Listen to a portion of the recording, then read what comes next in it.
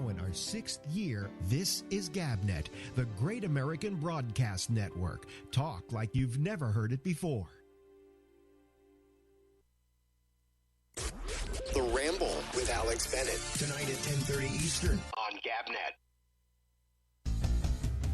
Now more than ever, it's a breeze to listen to all that GabNet has to offer. Just go to gabnet.net, and along the top of our easy-to-use webpage are a series of links to all the services that carry our latest offerings.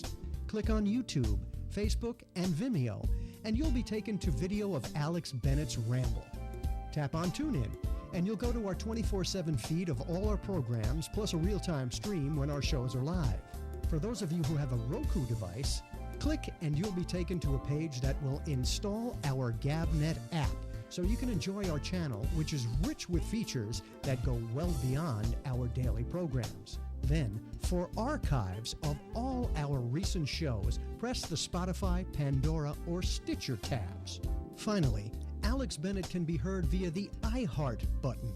But if you're not at your computer, just download the app for any of these services and you'll find us there. Mobile.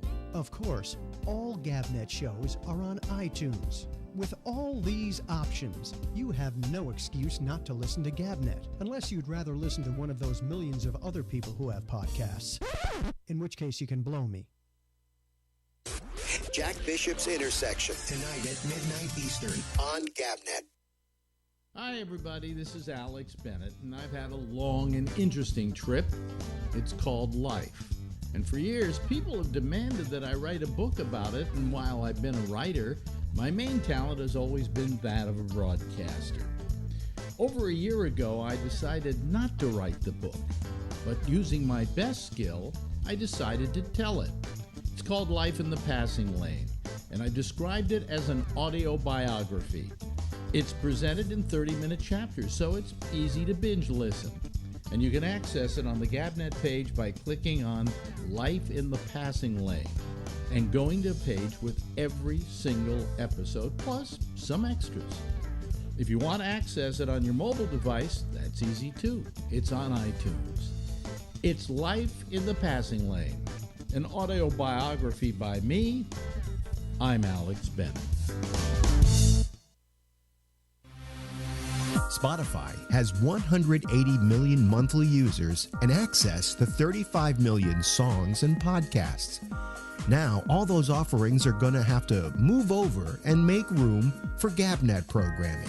Yes, at long last, Alex Bennett's Ramble, Damian Chaplin's Exchange, Jack Bishop's The Intersection, and even the franchise MC's Arena and Michael Snyder's weekly movie reviews will be fighting for space on this massive platform. Each day, the programs are updated, so you can hear them on the Spotify app, available for all smartphones and game consoles. Or you can just go to Spotify on the web at spotify.com. So, give us a shot on Spotify.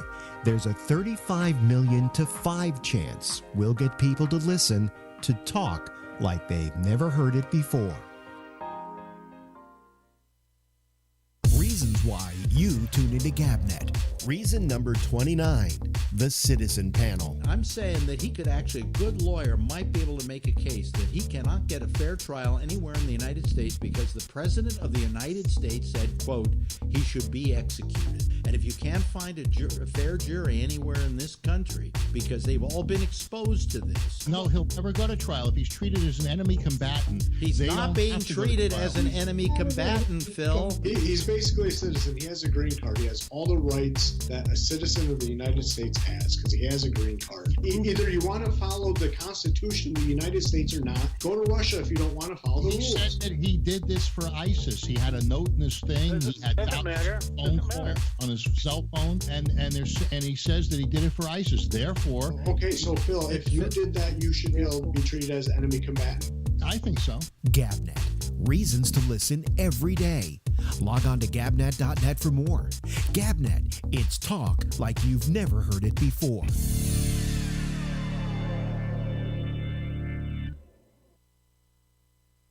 There are everyday actions to help prevent the spread of respiratory diseases. Wash your hands. Avoid close contact with people who are sick. Avoid touching your eyes, nose, and mouth. Stay home when you are sick. Cover your cough or sneeze. Clean and disinfect frequently touched objects with household cleaning spray. For more information, visit cdc.gov/COVID-19.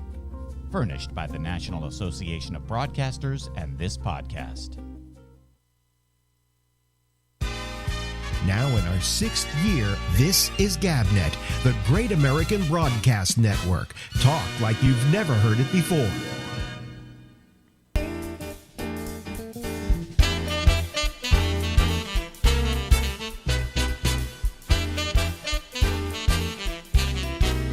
And I sing.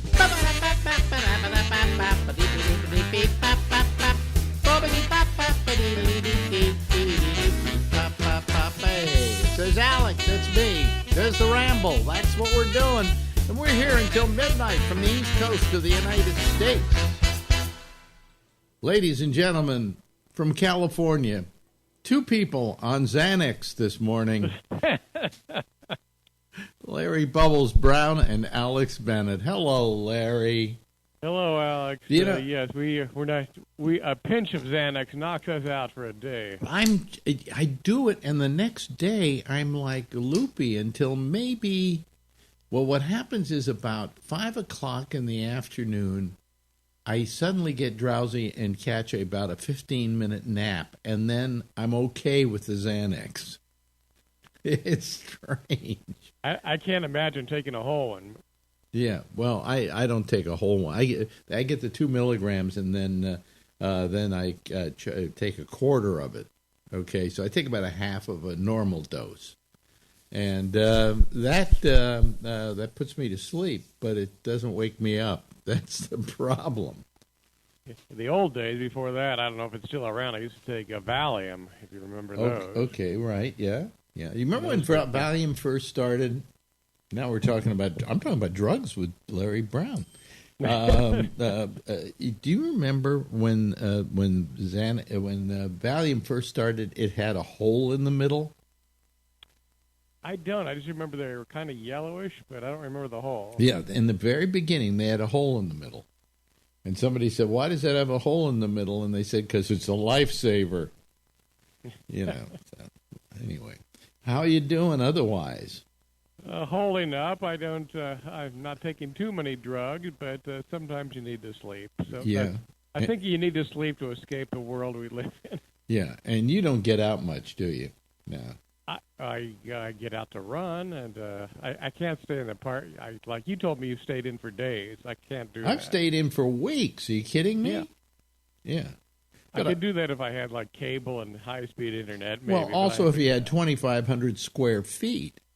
Yeah, that which is bigger than a house. Yeah, but still, I mean, I'm loopy all the time. I'm like, I'm just loopy.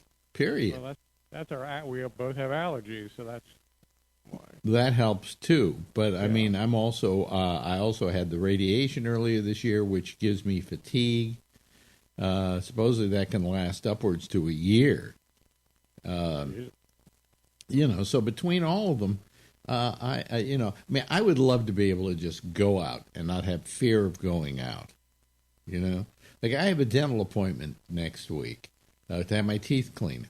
I'm going to cancel it again because I don't want to have to go to Midtown. I don't want to have to take a car over there and a car back and take any kind of risk that I'm exposing myself. Especially, there's so many people in New York. Going out would be a problem. Well, especially because we're so close to the finish line. Yeah. When are you going to get the vaccine? It's questionable. The mayor of New York wants to start giving people my age and Marjorie's age the vaccine starting next week, if he can. But the state has to approve it, and Cuomo's still trying to take care of a whole bunch of other people first, right? Yeah. So, I mean, I understand the doctors should get it first and the first responders and so on and so forth, the people that have to deal with the public in general and are exposed to it on a daily basis. Yes, they should get it first. They should also get it first for all the work they've done. But For us, we should definitely. We're it's like they have the first wave, then they have 1B and rather 1A and 1B, and we're 1B. So whenever 1Bs start happening, we can go out and get it. So,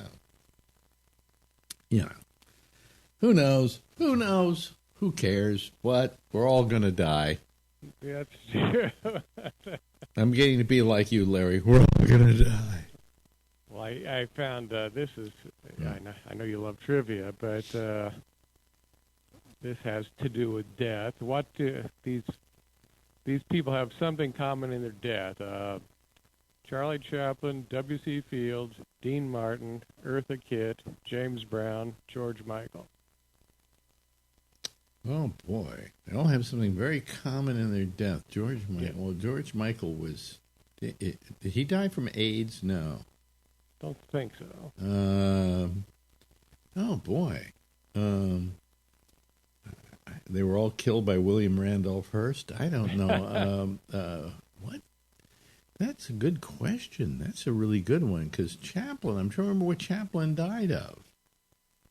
He was old.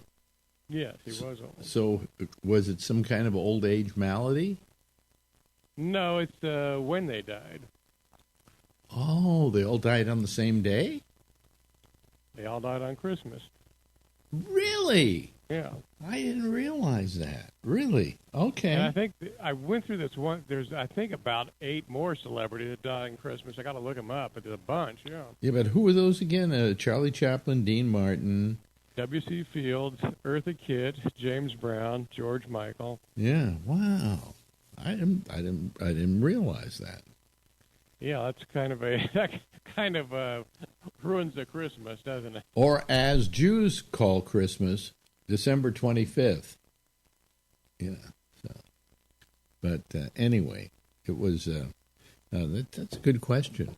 So listen, this is our first little gathering, you and I, this year, 2021. Mm-hmm. And I love how everybody went, thank God 2020 is gone. Welcome 2021. And I've often said, how do we know it's going to be any better? I just posted out the other day. Something like, there's never been 2 bad years in a row. Right. But as soon as I said that, what happens? This whole storming of the Capitol. Well, we're off to 2021. The Civil War's begun. Yeah, right. Yeah, you thought things couldn't get worse? Add this to it, okay? I think a lot of this this reaction to, like, what happened with the Capitol and so on wouldn't have happened without COVID. But people got so COVID fatigued that they started acting wonky. Does that make sense? Yeah. I said, crime's up. Well, crime is up, of course, because there's a certain frustration in being stuck indoors all winter. Yeah, people pent up. They go nuts. Yeah. I mean, I'm going nuts. I'm going crazy. I go into fits of depression because Marjorie goes to bed around 9:30 at night, and then I do my show, and then I don't get to bed till about 2, and for about an hour I'm sitting there in the guest room just getting ultimately depressed over the fact that I'm all alone, and being stuck indoors really sets in. Yeah. But it doesn't make me a Republican, so how bad can it be? But I mean, these people who did what they did, I think part of it was the craziness, Yeah. Well, imagine if you were in prison for a crime you didn't commit. That would be like the most depressing thing ever. Oh, yeah. Oh, absolutely. And there's a lot of them. Of course. And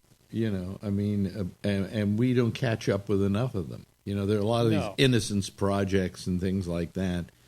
But they're going after the people who are on, like, death row and so on. But just people who were arrested for something they didn't do and now are spending time in jail, and nobody really gives a crap. They don't have much of a family or anything like that, and they're just sitting there rotting in jail. If a prosecutor goes after you because he doesn't like you and you get wrongfully convicted, you can't sue the prosecutor. There's nothing you can do to them. I think if you can show there was a certain political malice involved, I mean they're protected somewhat against that sort of thing. But if you can prove that they faked the evidence against you, or let counter evidence not be presented or something like that, I think they can be sued, yeah. In fact, they can be thrown out of office.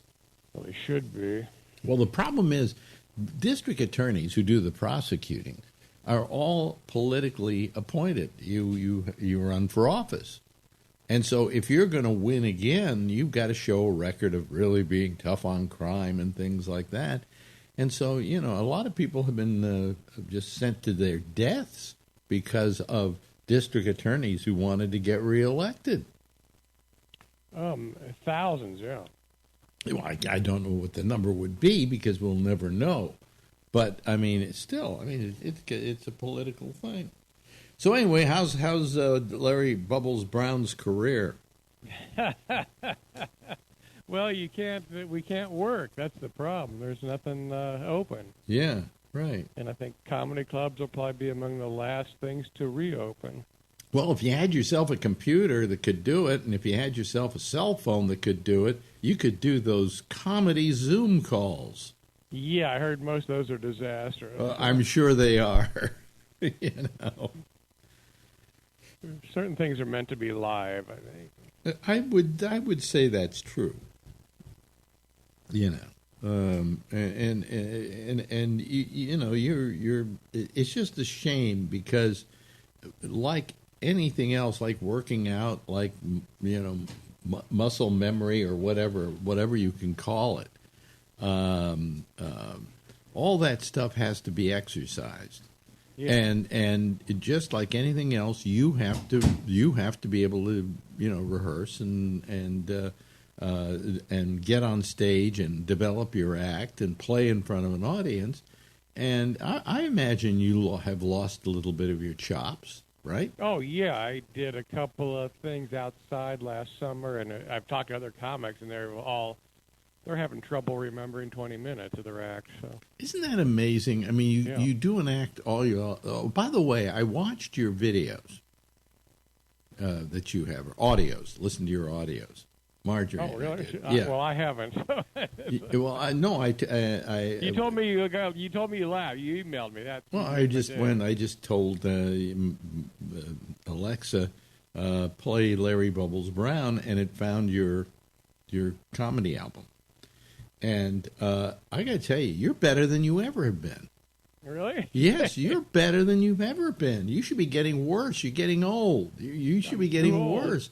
You were better than I ever remember you being, and you were good. You were good, but you're at the top of your game now.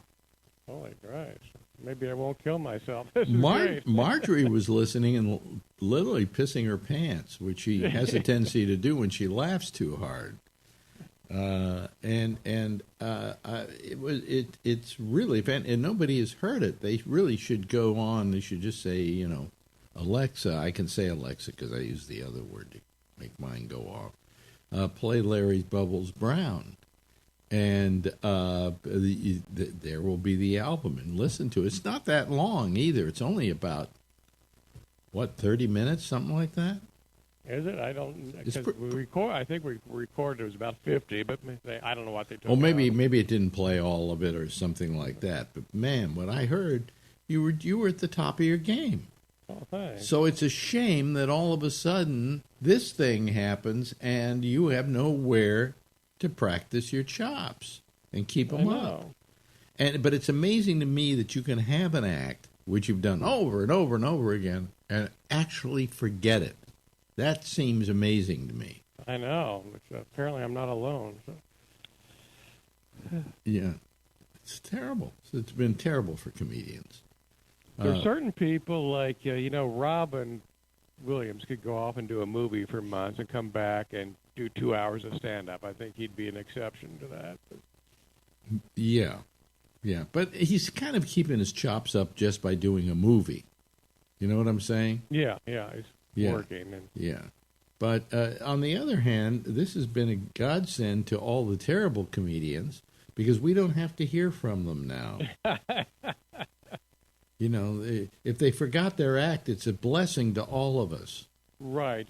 There never was meant to be this many people doing stand-up. The generic bad comic that we always mention is Perry Kurtz. And nobody knows who he is, but just look up Perry Kurtz, folks. The fact that he probably can't do comedy anywhere may be a godsend. So, Perry, he's still around. He is still around. He's still doing his act. I went online. He's still there. You know, I mean, you can't blame the guy. You got to give him credit. Hey, he did it. You know, he kept going. And the only way you survive is you keep going. Hey, guess what? We've run out of time. We're off to a great start, 2021. 2021. Happy 2021, Larry Don't Bubbles. worry, it'll get better, Alex. Bye, Larry. Bye-bye. Now in our 6th year, this is GabNet, the Great American Broadcast Network. Talk like you've never heard it before. I always love talking to Larry because it makes you feel so good about life, doesn't he? Doesn't he? He's really terrific. Anyway, that's Larry, and I just wish there were a way. We got to get him. I tried to send him give him an iPhone, and I said I'm not going to give it to you until you check out service that you can get. And we've got a common friend who deals in getting service to people, and he just never did it. And it seems half a dozen other people saying, "Hey, I've got an old iPhone. You can have it." Blah, blah, blah, blah, blah. And he just doesn't want it. I think he thinks it'll spoil his what do we call his reputation. He wants to keep his reputation up or something like that. Anyway, it is a Friday, and there are a bunch of people who are waiting right now. And I could keep talking, but then if I do, they'll be pissed off at me because they want to do all the talking anyway. So let me see here. Here they come. They're all jumping in here. Watch. There's Robert Natali, and there's Trucker Steve. And Alan is up, but he's not there. But anyway, let me see here. And Charlie Wallace should be joining us any second now. Come on, Charlie. Are you there? Are you there? It's saying joining. Okay. Oh, hell. Okay. There we go. There's Charlie Wallace, but there's no picture, Charlie. Oh, there you are. Okay. And here comes Jeff Stein, and here comes Josh Wheeler. Yeah, we're off to a good start. And hello again, as I say, to Trucker Steve joining us tonight. I hope Brian's okay. Usually Brian's always here waiting, and I hope he's all right. I'm going to check in on him later if I don't hear from him. Alan, welcome. Turn on your audio when you get a chance there, and we'll be ready to go. Anyway, how are you all this evening? Mr. Chairman, I have the minutes from last night's meeting. Yeah. Well, there are two things we have to do before we start the show now. This is going to be probably a regular feature here. I certainly hope not. That we have, and I expect you to take the minutes tonight.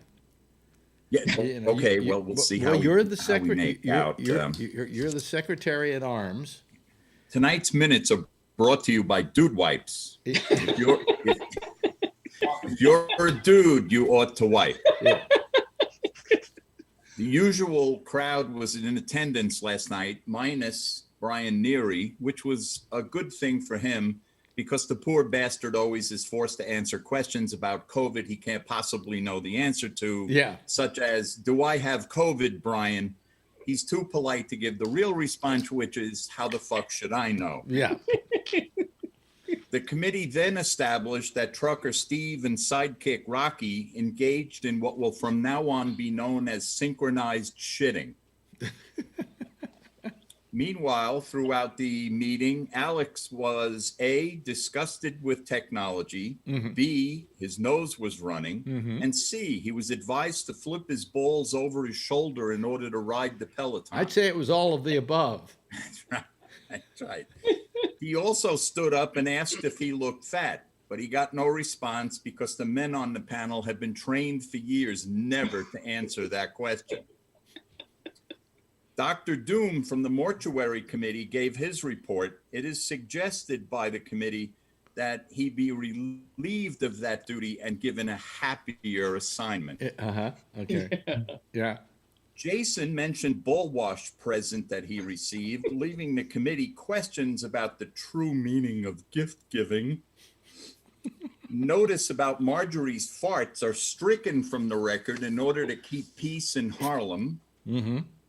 Kevin gave us a sneak peek at the newest personal hygiene products, such as fresh bowls, fresh breast, fresh feet, and ass wipes, leaving all on the committee making notes about possible presents for secret Santa gifts in the future.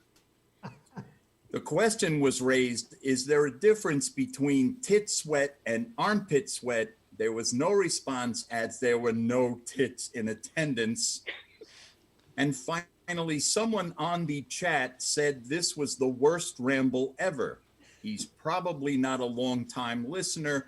We would refer him to what we lovingly call the Civet Cat Chronicles. May I get a second so that we can continue to provide quality listening experience? Yes. I'll second that, Robert. Let's move on. Okay, thank you very much. That's what went on in our last meeting, and I would like you to keep an eye on the show. You're our sergeant at arms. Yes, Jeff. I have one point. I remember last night that we had a real discussion about the Peloton instrument that you hate because it hurts your ass. Well, the bicycle. Yeah. The bicycle. Well, it's also because she's always saying to me, well, if you just got on the bike, I always get that one. If you just get on the bike, well, if I got on the bike, what would happen? I'd be bored for 15 minutes. Well, I did a little research, and I found out there's a sickle-made company, Sickle-Mate, which fits on top of your existing device, which is real puffy. Well, she got one of those. She got one of those for me, but you got to strap it in and do all of that. It's not like it just slides right on, and then I can slide it right off. I know that. Yeah. So, but she got me one. It's like it almost giving this to somebody is saying to them, "Boy, have you got a big ass." You're a pain in the ass. Pain in a big ass. That's right. Oh boy. So anyway. So I did some research. They have fresh balls. Yeah. And anti-monkey butt. Wait a minute. Back off here a second. Anti-monkey butt? Yeah, my camera's not good enough. I could show a picture of it, maybe. What is monkey butt? Well, it's got calamine and talc in it, and a fragrance. Arms are itchy. And so, and you're supposed to put it on if you're the type of guy that's like a trucker or a horseback rider or something like that, and you get a wet butt. Well, let me see here. Somebody wrote me about what calamine. You can buy it. It's on sale on Amazon right now for I may have lost $4.95 a container. Here we go. Diane Weeks wrote me and said calamine. See, people do listen to this show and react to it. Okay. It says calamine is derived from the Middle English word calamin, which means ore of zinc. Okay, so there's your that seems to be, when you said it had zinc in it or something, that seems to all fit, But it's just Mom would always bring out the calamine lotion, and it was supposed to make you feel better, I guess. Absolutely. My mom too. Yep, everybody's mom. Now we go to Charlie Wallace for the daily death statistics. Oh my God. Well, we know the numbers are down. We're only 221,000 new cases today. Really? Yeah. I'm sorry, 221,000. Well, the thing is, the deaths always follow the hospitalizations, because you got the hospitalizations, which then goes to ICU beds, which then goes to what do you call it, the intubation, and the intubation, about 80% of those die. Yeah, so still 3,500 deaths. So 3,500 deaths today. Yeah. Oh, I thought you said it was down. Oh, the infections are down. Infections the are new down. Infections are down. The deaths are still up. Oh, okay. Now, here in New York, the deaths went down a little bit today. They went up really high yesterday. Went up around 202 or something like that. But the hospitalizations are down. The percentage of people testing positive has gone way down. It went down to like 6.4 for the entire state. Okay, so we're I think we're on the other side of that holiday thing, and we kind of peaked and now we're starting to come down a little bit. So Christmas peak. But I mean, nevertheless, we got a real problem here in New York, though, and I think it's that nobody knows what the fuck they're doing. They have said that there is going to be. Oh, here comes Brian. They have said that by the end of next week they will have run out of vaccine. But it said like after Thursday we will have run out of vaccine. So mine's Wednesday. So let's hope and pray that I get my shot. But the thing is that it's just they keep opening up all these places to give shots, but the problem is that they don't have enough stuff to give shots. Right. Thank you, Trump. So aren't you putting the horse before the cart? So today it turns out that Mount Sinai, which was offering, hey, get on our list and we'll give you a poke in the arm, suddenly sends a thing to all their people who are supposed to get it in the next couple of days and saying, sorry, we have to cancel your appointment. We don't have any vaccine. And then some woman who talked to a reporter at Channel 2 asked somebody at Mount Sinai, well, what happened? Why? How come you don't have the vaccine? And she said, because the governor took it and rerouted it, the stuff that was supposed to come to us, to Javits Center, which is one of the big places he's opening up. Now, he denies it. He denies that he has appropriated anything. But they were saying that. So I don't care. Somebody somewhere is fucking up. And my health is at stake. Yes, Charlie. Yeah, I was going to say, Austin has already run out. You cannot get the vaccine in Austin. They had some kind of thing that happened here where there was a fake run on a place because somebody put a fake item somewhere that a certain place was going to have 10,000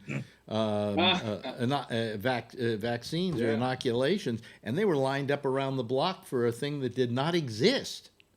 Mm-hmm. So my mom today. Hey, Brian. Yeah, I took my mom today to one of the super sites. Yeah. Big giant ones. Smoothest operation I've ever been to. Really? Beautiful. Really? Yep. Drove in. Your shot? They had, she got her shot. Drove in. It was at the San Mateo Event Center. Mm-hmm. They had a bunch of cones going this way and a bunch of cones going that way. You could get tested to the left and get your shot to the right. We had a piece of paper that said, we got an appointment. They said, go to your left. We drove up to one spot. They told us, roll up your windows, and we talked through the glass.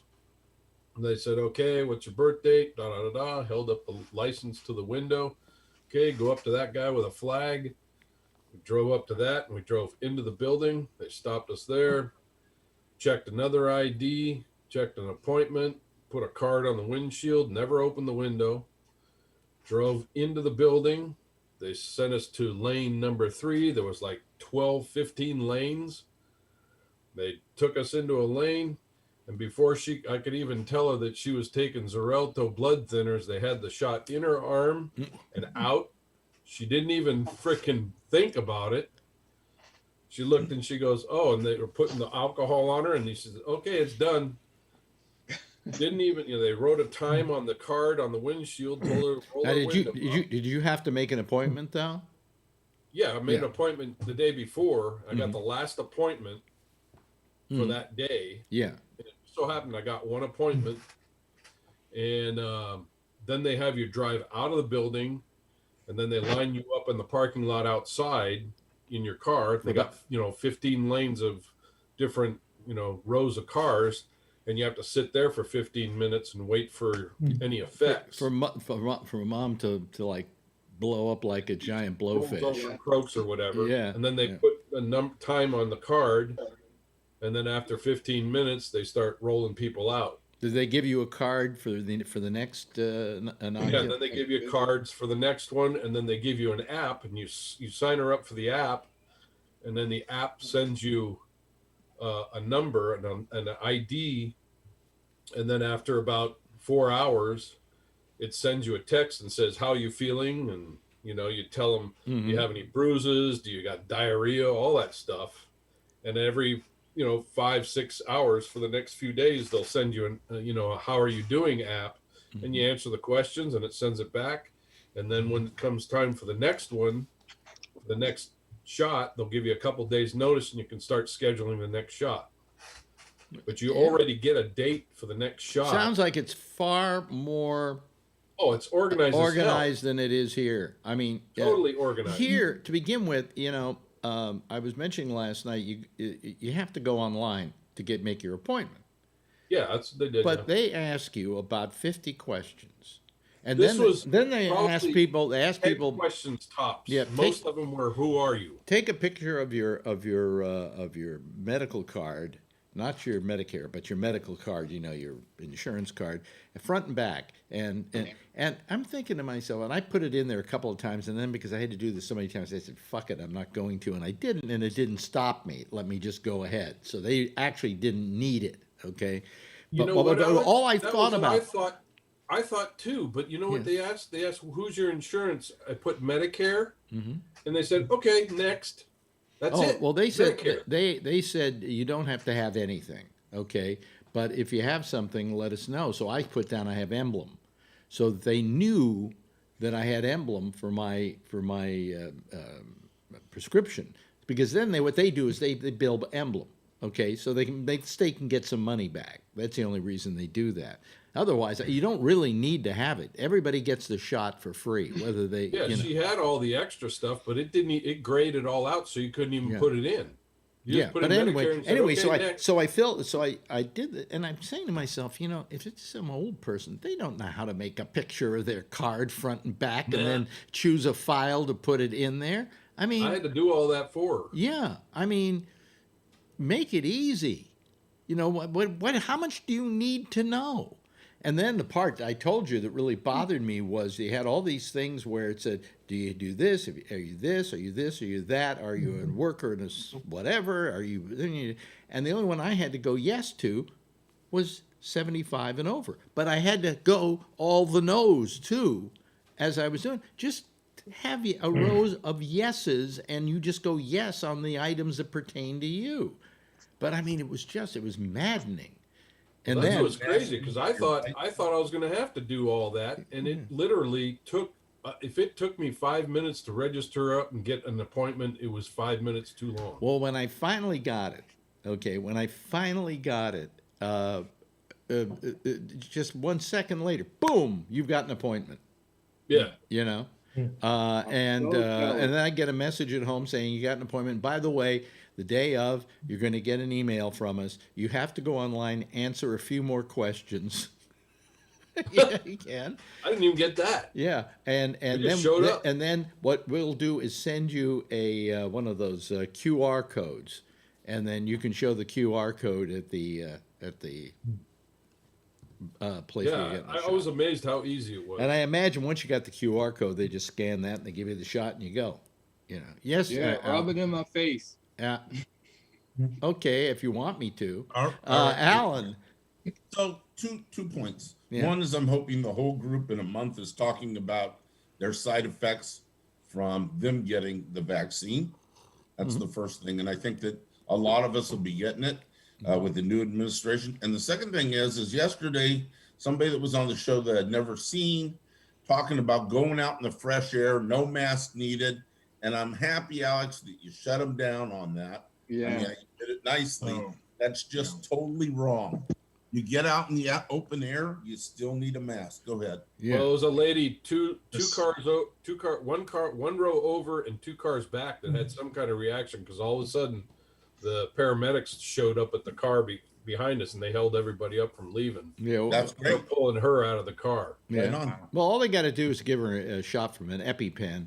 And well, it depends on what it was. There was no EpiPen. It could have been. It could have been something other than the shot that was. Yeah. You know. Could have been something else. You know, Brian. That was Jason. Just remind him that the Rose Garden. Remember the Rose Garden situation when they did the bringing in the lady for the Supreme Court. Yeah, all those people got infected, and that was outside. Yeah, they were outside. Number two is. Sorry, I wasn't on last night. Did I miss anything? No, not at all. So my friend, I'm not telling you what you missed, Brian, but I'm just saying if your balls ever start to smell, don't blame us. I know which episode to listen to. So here, one of my friends who's on here, and we've been friends from the show. Yeah. Where were you on the show? Thursday, it was very interesting. Alex was always talking about his runny nose and his balls hanging down. He said he was laughing the whole show, though. He said it was very good. So I listened to it while I was playing basketball with Simon, trying to listen and play, and it was very interesting. It was all summed up in the minutes tonight. Yeah. By the way, we could call it the demonetization show. We could retitle it from the Ramble to demonetization. By the way. Yes, Jeff. So I was very happy today to find out that on February 3rd, I'm getting shot. Yeah, right on. Unless they run out of it. Well, you know, I mean, the governor said we've got enough stuff. Well, I'm just hoping that the mayor is correct and they have enough to get us through Thursday, because that'll take care of me, and the next day it'll take care of Shecky. What you know? But what? Charles Barkley last night said all of the athletes should get it before anybody else. All the basketball players, because they pay more taxes than anybody. That's what of course. You know something? What an asshole! Yep. What an asshole! You know, what happened was our governor is so proud. He said we had a Buffalo Bills game the other day. He said they didn't do too well, but we had a game, and so we've managed to open up sports. And I'm thinking, is that your only priority? I'd say you might try opening up, say the New York Met, you know, something cultural. I mean, what? All of a sudden it's, well, at least we got the Bills playing again. Yeah. Yeah, and you probably got a lot of vaccine over at the Javits Center. Now, will you help Mount Sinai, please? You know, it's amazing. It's amazing. Yeah. So it's just it's life in the time of COVID. You know. And what do you expect from Charles Barkley? He's a Republican. I know. Is he a Republican? Yeah, it was pretty funny. Yeah, he's a Republican. See, I don't know. When it comes to sports people, I just don't know what their life is like. So he's a Republican. Why is he a Republican? He's a black guy. How can you be black and be a Republican? So is anybody irritated or amazed at the fortification of the Capitol right now? Yeah. Is that I'm something irritated else? that it has to be that way. Yeah, I mean, I want it to be that way. There's more troops over there right now than was over in, Afghanistan a couple of months ago. Well, I have why do we have to do that? I mean, it's disgusting. No, but I have a point here to make on that. All right, and that is that I don't know if it's a good thing to do it, simply because I don't know that anything's going to happen, first of all. But secondly, because you're giving all those people that did attack the Capitol a great deal of let's say, an ego boost when you start bringing out all these troops, because you're saying, well, we made them afraid. You know, I don't know that partially true. Yeah. And it's keeping people away from you know, the inauguration. You know, yeah. That's part of it too. And it's I don't know. I'm kind of irritated with it in a way. Yeah, I understand why they're doing it, but it I don't know. Well, it's bothering me as much as it is everybody getting their, you know, seeing these shots go in people's arm every night. You know. Yeah. Seeing the fortification like that is. I'm wondering what Pence feels right now about Trump, because the story came out today. I think they should put that fucker in a straitjacket, put him in a dump truck, and send him down the road, and forget the red carpet, and either that or put him in a helicopter. He wants a 21 gun salute. Helicopter and drop him on the other side of D.C. and see how much that black vote gets him. Yeah, he wants a 21 gun salute, but we didn't say where the guns were going to be aimed. Yeah. How would they shoot him? He's holding a rally on the 20th, you know. Yeah. Really? Where? Where? 21 gun salute. I don't know where, but he's holding his own rally on the 20th. Who wants the 21 gun salute? Trump or Pence? Trump. He wants a red carpet. I'll take one of the rifles and aim it wherever he's standing after he's president. Supposedly he's leaving that morning about 9 o'clock for Mar-a-Lago. He just doesn't stop. He doesn't stop. He wants every last inch of publicity, because once he gets on that plane, America starts to forget him. Okay? And he doesn't have the platform. And a lot of people will just ignore him. They won't give him the press. He thought that he might, when he left the presidency, go back and do The Apprentice again. I'm sorry. NBC ain't going to do The Apprentice again. All right? I'm hoping nobody hurts him in the meantime, because that'll make a martyr out of him. Well, I don't wish harm on him. Right, neither do I. I wish a lifetime of people ignoring him. Yeah. That would be great. You know, that would be worse than death for him. Right? Is that anywhere? Let's go to our legal expert on this. Josh, is there anything in the Constitution where he can be ignored? I think in his golf. You mean, or whatever? Is there any kind of an amendment where we can ignore him? Remove him if they want by various ways, but no one seems. That would be Section 4, and that would mean Pence would have to have balls. No one seems very eager to do that. Well, see, I agreed with somebody who said that the reason we shouldn't have gone for the 25th Amendment is it's not a punitive amendment. It's not meant to penalize somebody. It is simply meant to take somebody out of the presidency who is not fit to hold the office. You know, becomes incapacitated for one reason or another or whatever. And that, you know, impeachment is the best idea. You know, he's already been impeached, so he goes down in history now. I mean, you got to be, people are going to look at the history of the United States and say, boy, that guy must have really been an asshole to get impeached twice in 4 years. So you know, if he was 25th Section 4 out, he would still be able to run again? Yeah. Oh, yeah. Yeah, but no, but the 25th doesn't remove you permanently. No. No, it's just meant if you're incapacitated, right? Yeah, I mean, it only removes you until the process by which you were removed is reversed, and then, you know, you take back all your duties. So, in other words, you get. I mean, what should have happened is they could have used the 25th Amendment to temporarily remove him, and then they could have impeached at the same time. And he would have had no way to basically ruin anything else in the meantime. But if they 25th him out and then his duty ended, wouldn't he be out?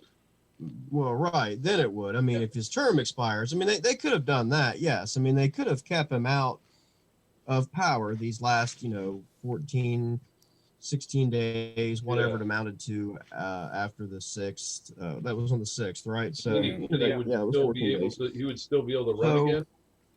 So, well, he would have then, yes, but like I was saying, but they still could have impeached as well, the same as they already did. Let me ask you this. It was possible to have accomplished. I get you. Josh, let me ask you this though. They say he can't run again, but don't they have to specify that as one of the determinations of the? Yeah, it's a separate vote. Vote. It'll have to come. It can only come after a conviction, and it's a separate vote. It's kind of like the sentencing verdict. Yeah, but however, the expulsion vote, if that's the right term, is only a simple majority vote. Simple majority, right? People. I mean, if he's expelled, that will be a naturally easy.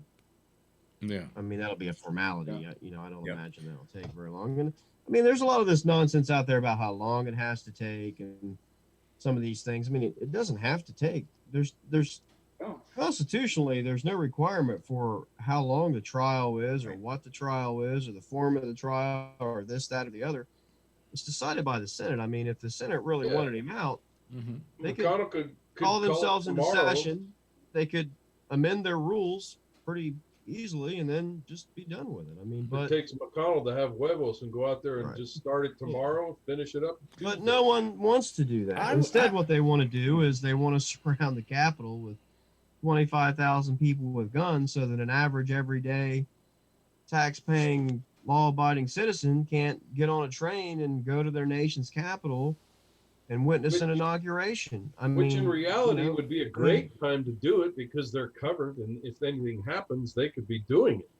Right. I mean that. Well, seems to be the solution, and we can bemoan that right now, Josh. But the fact of the matter is that we wouldn't have had a normal one anyway because of the COVID thing. I mean, we wouldn't have been able to have something where people are in close and everything. I mean, that may be true, but it is still your right and your privilege to attend something such as that. But the fact of it is that a person like you or I, or really any of these people, is not allowed to walk down the street with any sort of distance at all and see a presidential inauguration and to see the peaceful transfer of power, because our own government thinks that there might not be a peaceful transfer of power. That's the problem.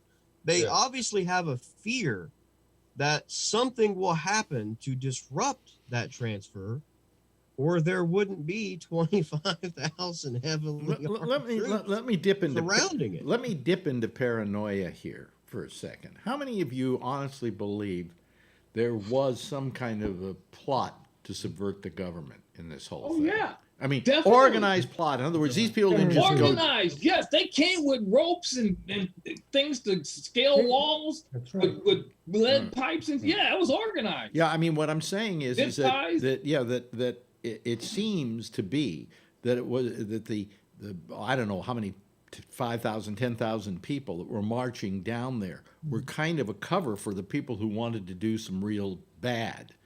And there's one woman who they have a video of her in the window yelling through a bullhorn, if you go to the left, that's where Nancy Pelosi is. Yeah. So they had already stalked out the Capitol. In fact, it turns out they may have been aided and abetted by a congressman or a couple of congressmen. Several. Inside job. What? What'd you Inside say? job. Inside job. Yeah. Mm-hmm. Yeah. They also said that that black guy that I think's a freaking hero. That black guy was guiding them. He was baiting all those guys. Yes. They were getting too close. They were getting to ready Pence. to go take a right and go down towards the Senate, where where all those people Pence were hiding. was. No, Yeah. they were too near where Pence was being held. Yeah. So Yeah, he, well, that was where Senate was. he just, and he was guiding them upstairs the opposite direction. But I had to think when I watched that. He was I had to think. I I had to think as I watched that going on originally, and then in the aftermath when we found out why he did it. Yeah. That those demonstrators had to be the stupidest human beings on the face of the planet. It was funny as hell when you find out what he was doing. Yeah, because they bit. He's pushing. Don't come up here. Don't come this way. Get out of here. No, you're not allowed up here. Well, we're coming. Oh, okay, keep coming. And then he goes into this hallway, and all of a sudden there are a whole rush of cops coming in behind him. It was hilarious.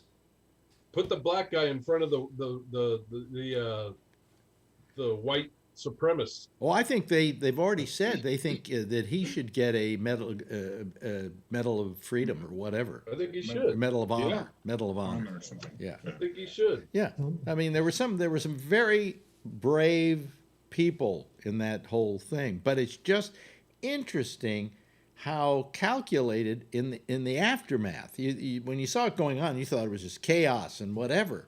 But then when they suddenly had video like of a line of people all wearing the same outfit, kind of just snaking their way up the stairs, you knew that this was they had planned for this, they had worked for this, they had trained for this.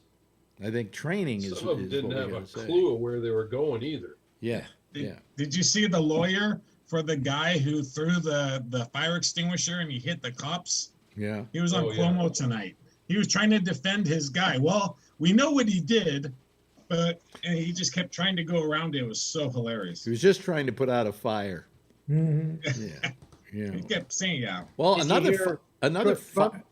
on Morse code now. Smoke signal. One Congress lady from Colorado was texting the insurgents, telling them, "Hey, Nancy Pelosi's not here. Don't look for her here." Really? Yeah. Alan. So I get a daily update from a magazine I subscribe to called Police Magazine. I get a monthly issue, but they send me daily. So 4 police officers that were off duty from Texas, they didn't say where, were there and armed in the Capitol illegally.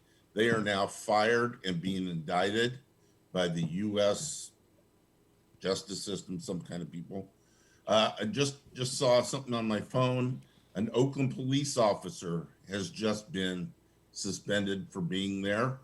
They had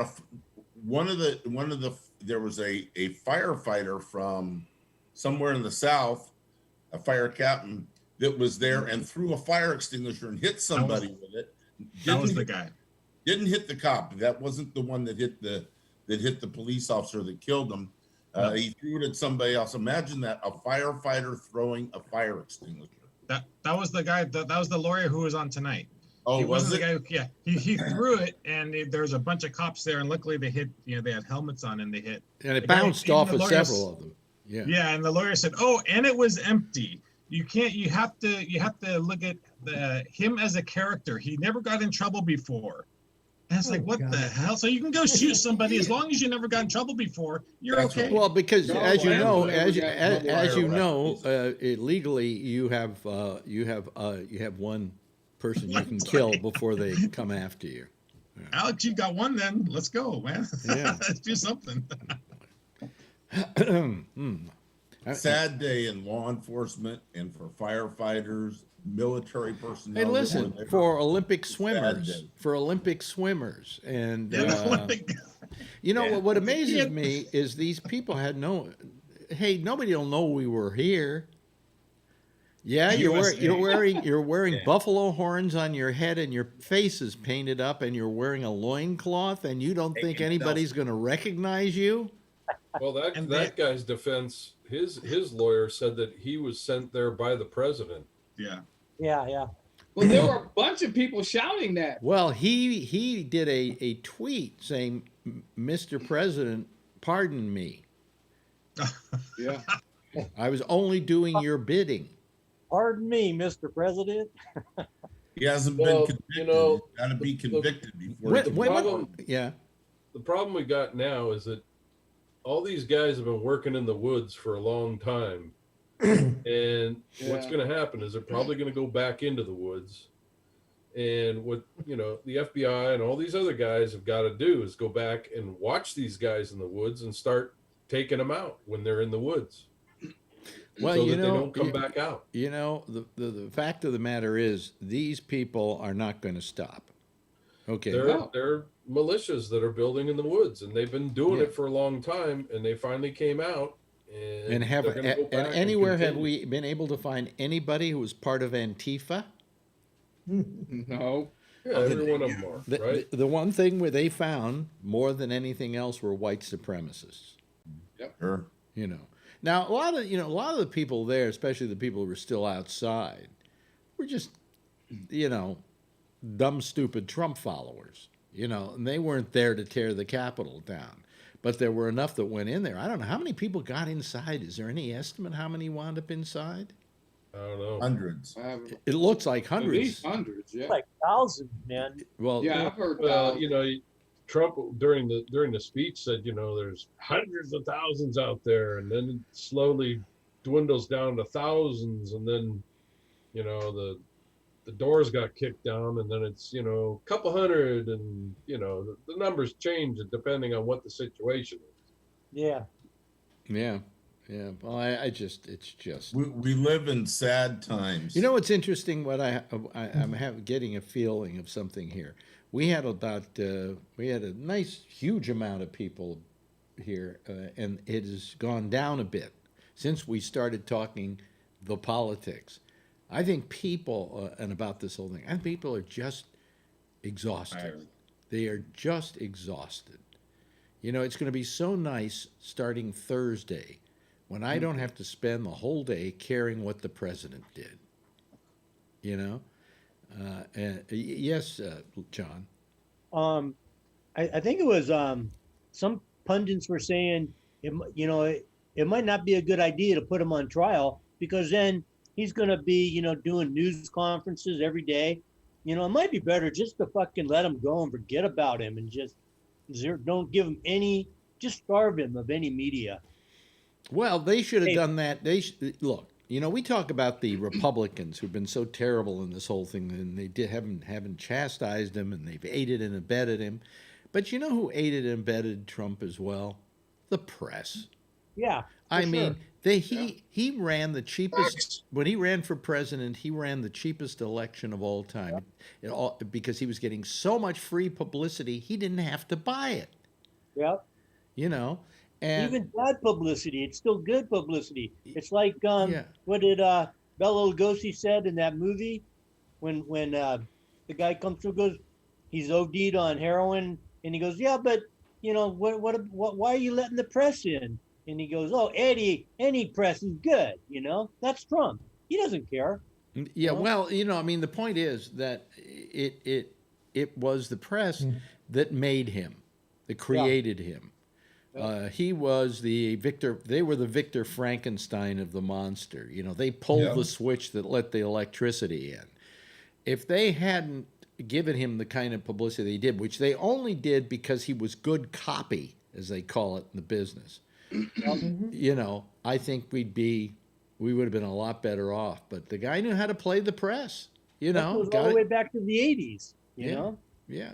I remember back in the '80s, you know, I mean, it was like, who is this idiot? Why is he even in the news, you know? Well, you know. It was on TV. Yeah. All the time, right?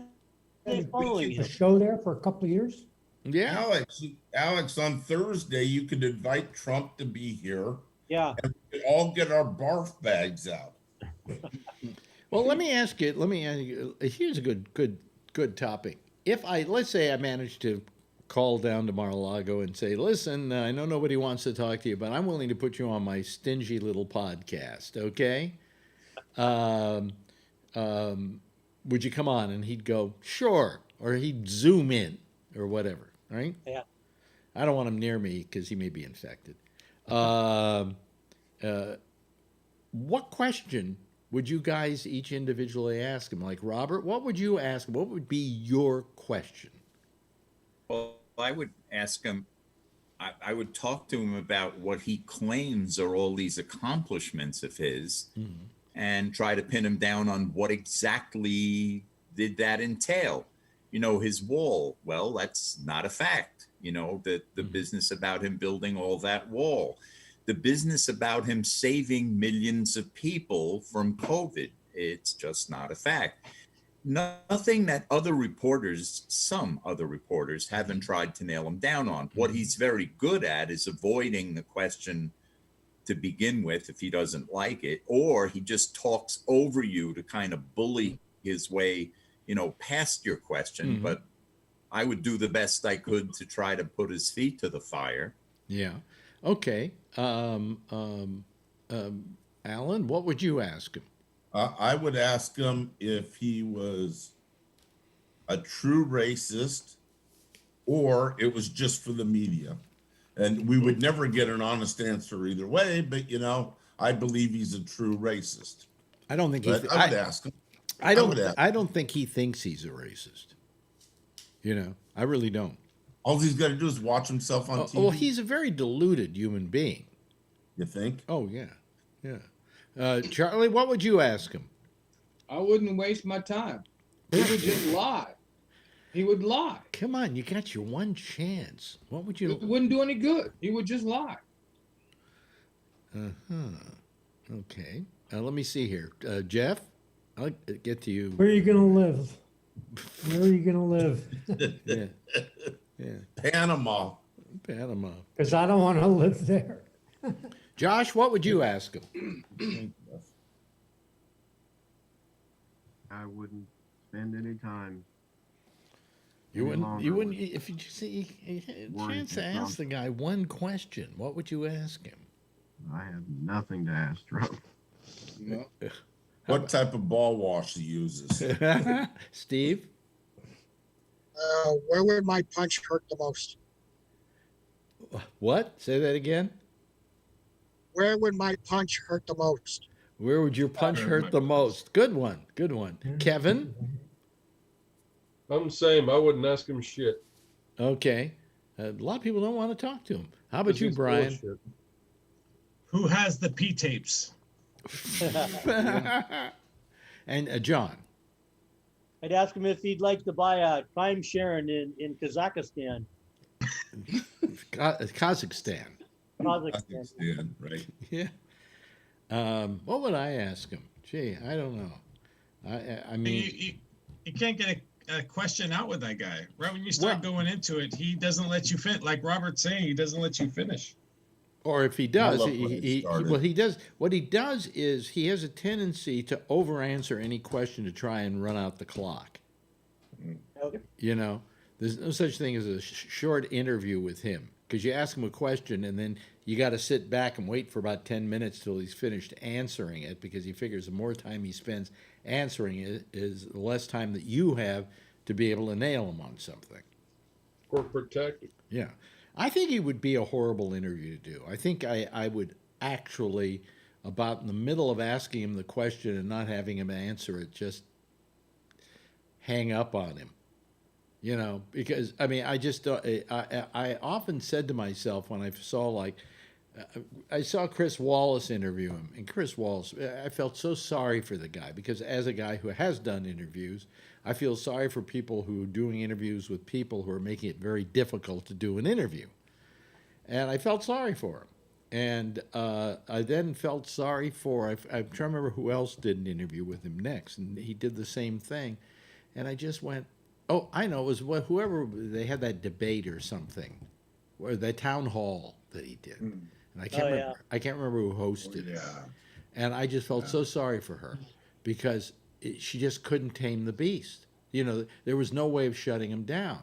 And I think it's because people, you know, it's like when Hillary was doing the debate with him and he kind of was, trailing her around the hall, the dais. I felt she could have won that election just by turning around and saying, "Donald, stop it." Or saying, Huh? Even worse, you should have just said, just back off, you freak. You creep, know? yeah.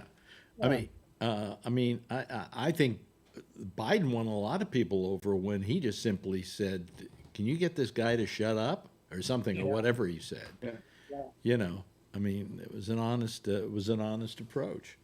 You might be able to get Pence here easier than Trump. Yeah, well, Pence, you know, there's part of me that is not mad at Pence. I'm going to tell you why, and I know Charlie will probably disagree with this. He was vice president. What's the vice president job?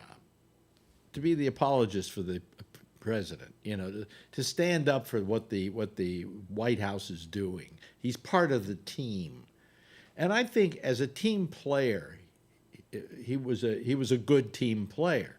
He wasn't playing on our team, but he was playing on Trump's team. I think in the last couple of weeks, and not because he's trying to, you know, make his legacy better. I think he just got sick and tired of all of this. And when finally he was stuck in a room with the Trump idiots at the door trying to lynch him, I think he said, that's it. It took that, you know, stop and think about it. It took that, you know, when it like 4 inches from the goal line, and suddenly he decides he's had enough. Well, you have to admit, you have to admit it was overkill. Okay, what Trump did, it was overkill. It took it beyond anything he had ever done before. Yeah, he had to follow the Constitution, and he did. He did a very nice job of it, and he had to sit there and add up the votes, and one of them was for Pence, you know, and he had to do the job Al Gore did, okay, and it's just like Al Gore did a nice job of it. I think Pence did a nice job of it too. Now we can say, where was he all these years? But I don't think it ever got to, what can we call it? What's the word I'm looking for? It didn't get to the point that it got to this time with that speech in Washington, and the resulting effect of it. Okay, I mean, Trump could have just as easily there said, "Okay, everybody, listen. We didn't win this one, but we'll win the next one. Okay, everybody go home and start getting people together to vote for, you know, the Republican in your neighborhood, and send them on their merry way." But instead he said, "Let's march down the street. I'll march with you." And then he, like the coward that he is, he turned around and went home. You know, it was just. I think that Pence was really scared. He had no Secret Service protection in the Capitol building, and people got really close to him, and he was really scared that he was going to be hurt or worse. And his family was with him. Yeah, he was with his family when they took him away. And in all of this, the person who he had been protecting all these years didn't call him to say, "Are you okay?" Right. Nothing. The only thing I remember of Pence is those conferences with him outside the White House and saying, "Oh, Mr. President, here's an update, Mr. President. Thank you so much, Mr. President, for letting us put this group together, Mr. President." And it was just make me throw up.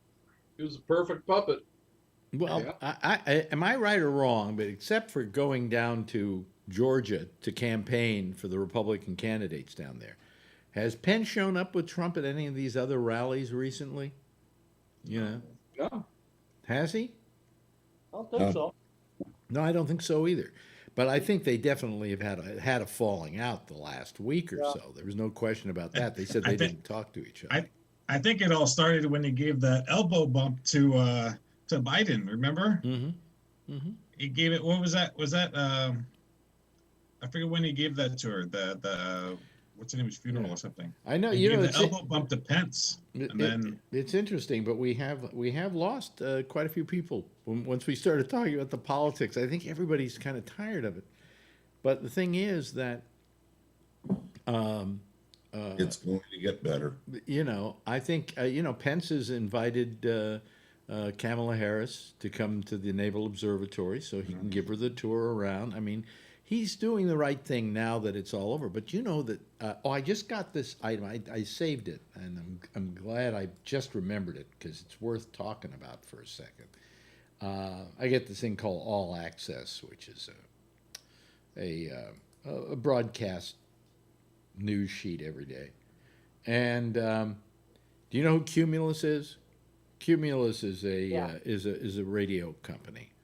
Right. Probably losing more money than any other radio company. They don't do that well, but they do have on their stations basically right-wing talk show hosts. Yeah. And they put a memo out the other day telling their talk show hosts to stop spreading falsehoods about the presidential election.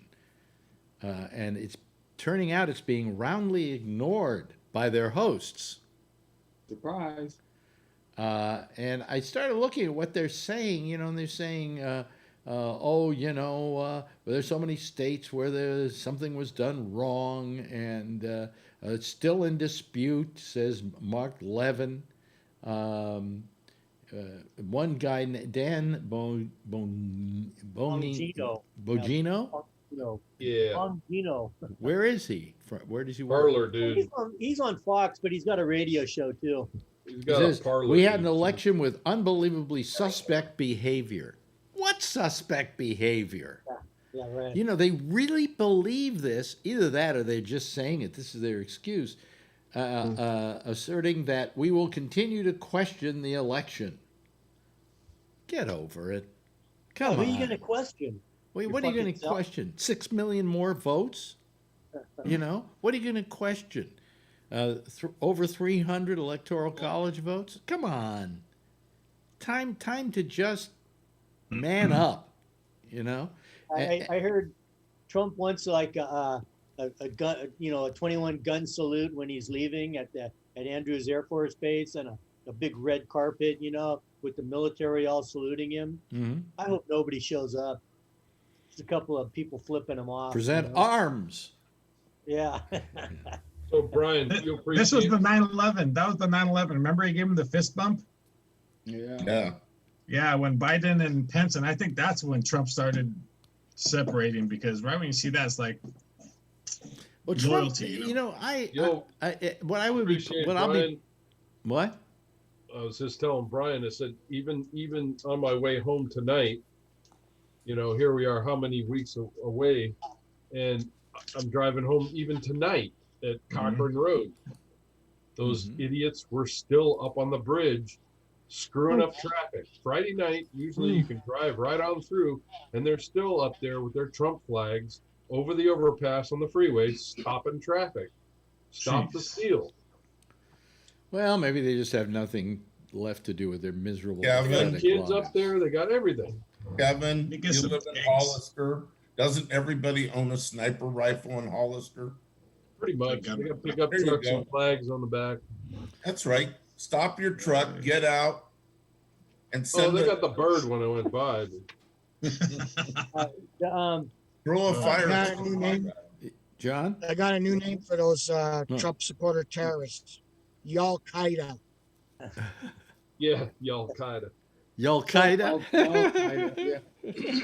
In San Francisco on Monday, the police had the barricades up around the whole Twitter building, and I always go over there to get a cup of coffee at the Starbucks across the street, and there wasn't nobody there, just the cops. And I said, well, what are you guys expecting, a protest? And they're like, you never know. And nobody showed up. You do know that the Twitter building used to be the Live 105 building. Yeah. That's where our studios used to be. That was the Furniture Mart. Yep. Yeah, that's a beautiful building. Yeah. It's an old Art Deco building. It's really nice. What happened to all the furniture companies? Did they all go belly They're up? all gone. It's just all Twitter, and there's a grocery store there too called Super High End Expensive Groceries. Really? Because that building was our studios. It was the worst studios I've ever worked in my life. The program director's office was right over a vent, and pigeons would come into the vent and shit on his desk. That's how bad it was. Right in that We corner. finally moved to very nice quarters eventually, but at that point, at the very beginning, when I first got that job, I hadn't seen the studio. I never went by the studio because we didn't want anybody to know that I was negotiating, okay? And so finally, one day, I finally go to the studio, and I leave the place, and I had a cell phone in those days. Car phone, actually, they called them in those days. And I immediately called my business manager and I said, I can't work there. He said, that place is a dump. He said, well, you don't have any other options right now. And so I said, okay, I'll put up with the dump. And it turned out we had a lot of fun in that dump.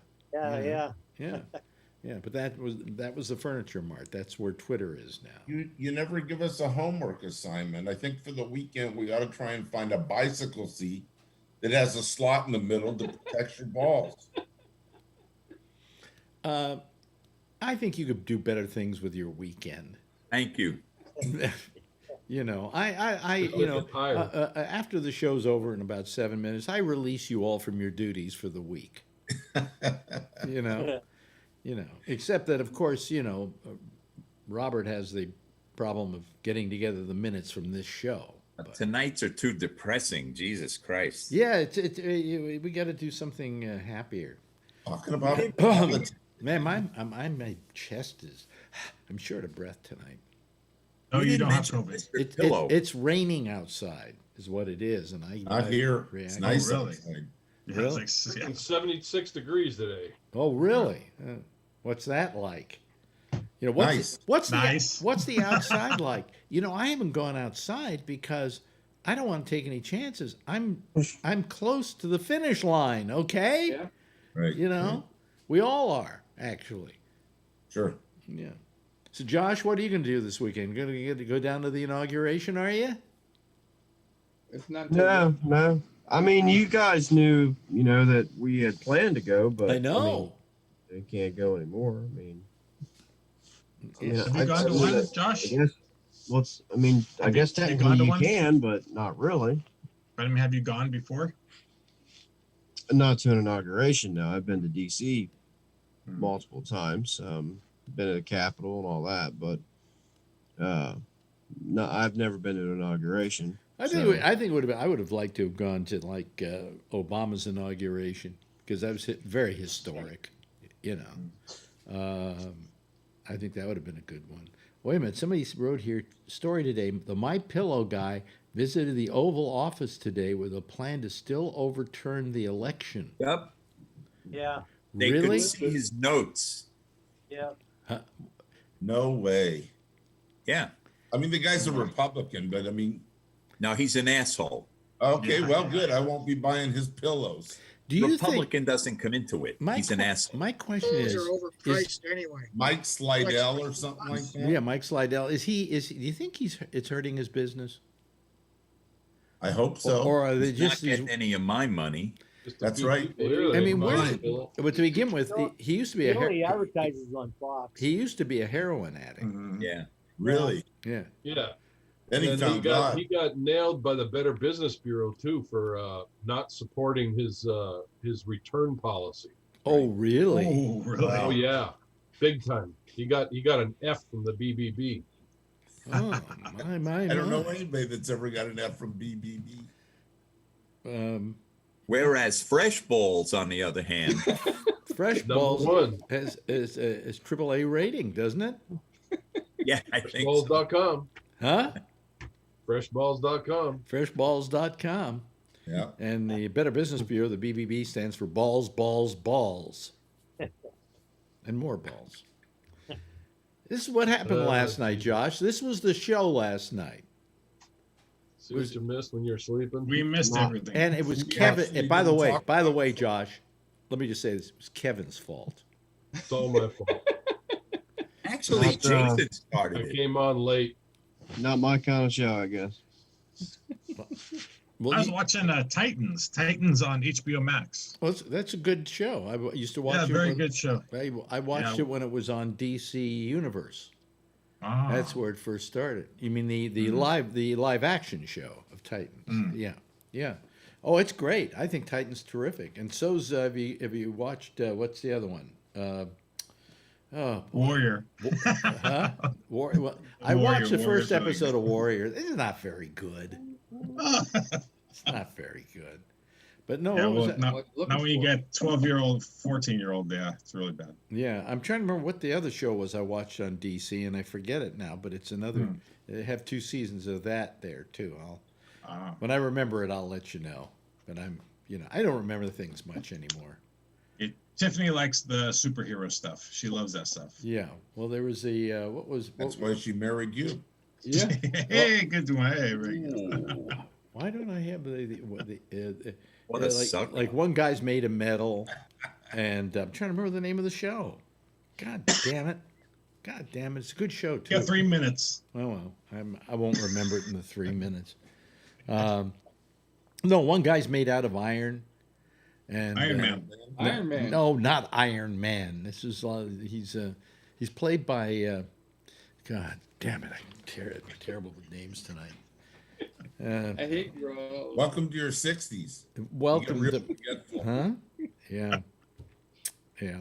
No, the minutes failed to include how we all learned that Stevie Wonder. Never mind. Stevie Wonder knows when he's finished wiping his ass. I asked that question on the air. I didn't put it that way exactly, but I said, "How do you know when you're finished on the toilet?" And he said, "Friction." So that was the answer on that one.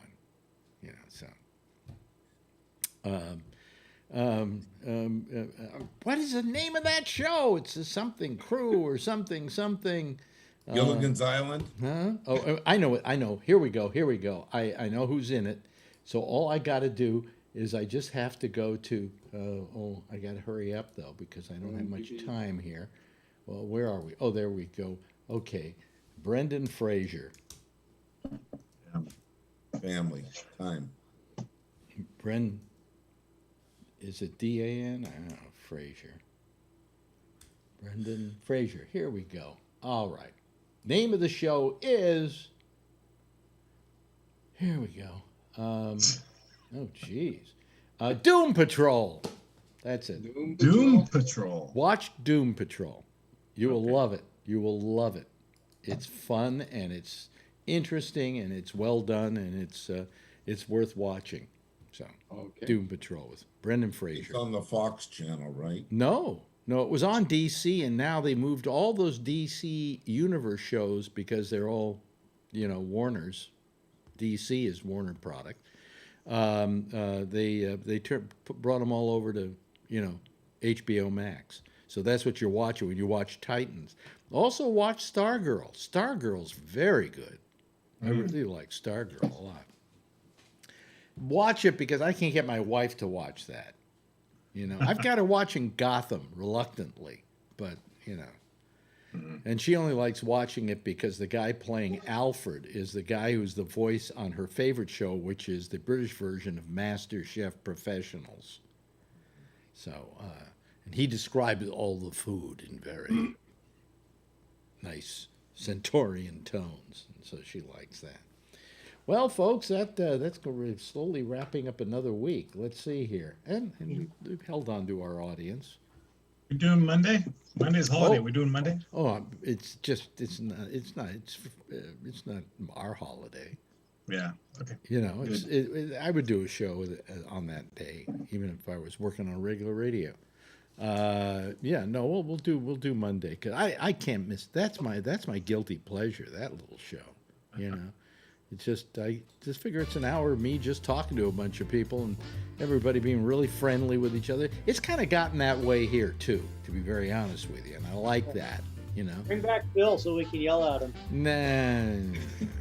I don't know if I've got to maybe talk to him about having him whether he's going to be on Tuesday because he feels it's still a conspiracy, and I just think we don't want to incite that kind of thought. We don't want to incite it. He can't believe that, really. Does he really? Oh, well, I guess he does. All of them do. All of them do. Yeah. Cult. Yep. Ask Alan. Alan knows Phil. He believes it, right? He does. He's a true believer.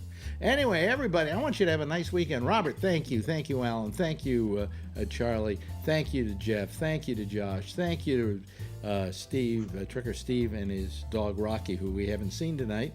But Kevin, thank you so much for being here, and Brian, thank you. And we haven't seen her in a little while. Is there a reason for that? Your daughter? Oh, Adrian. Adrian? Yeah. No, I don't know. She's just busy. Oh, Yeah. okay. She's gotten over Too busy for us now. She's gotten Yeah. over the thrill of being an internet star. And Yeah. John Larkin, thank you so much. Everybody give a big wave goodbye, and I'll give a big wave goodbye at you. Thanks so much. I really appreciate it. Great show. And that's our group for tonight, ladies and gentlemen. That's all she wrote. Let me just get rid of them here so that they're not hanging on.